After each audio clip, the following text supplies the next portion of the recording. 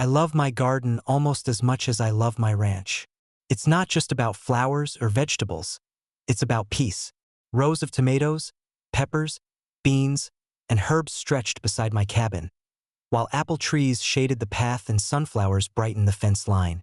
It wasn't fancy, but it was mine, a place I'd built with years of work and a lot of sweat. So when I went away for 2 weeks to visit family, I left that garden thriving and green.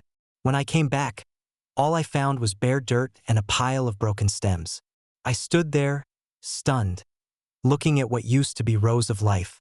Every single plant had been ripped out, the soil churned up like it had been bulldozed. My greenhouse door hung off its hinges. My compost bins were smashed. Even the irrigation lines had been cut. I felt sick. My garden wasn't just food, it was memory. Some of those plants came from seeds I'd saved since my grandfather's time. It didn't take long to figure out who was behind it.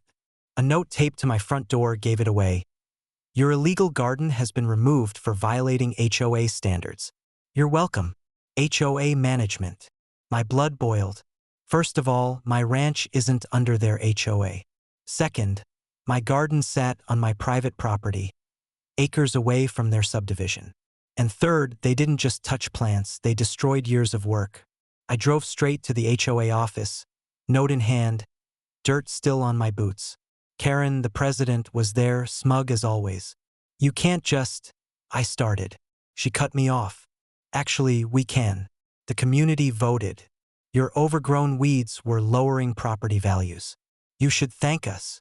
I laughed bitterly. Thank you? You trespassed. You destroyed my property.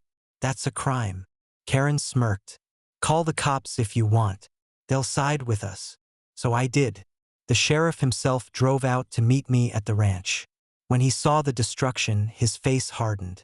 He read the note, shook his head, and said, "This isn't just vandalism. It's unlawful destruction of agriculture." He filed a full report, photos and all, and promised me the county agricultural board would be very interested. And they were. Turns out, destroying a private working garden isn't some little slap on the wrist. It carries state-level fines. Within a month, the HOA received an official notice. They were being investigated for unlawful property damage, with fines starting at $25,000 and climbing higher depending on the losses.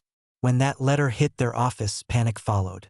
Homeowners stormed meetings, furious that their dues might go toward paying for Karen's crusade. Some of them even came to me privately, apologizing, saying they had no idea what she'd done. Karen tried to spin it, claiming my garden had been abandoned and unsafe. But the photos told another story. Lush, thriving rows turned to wasteland overnight. I didn't stop at the fines.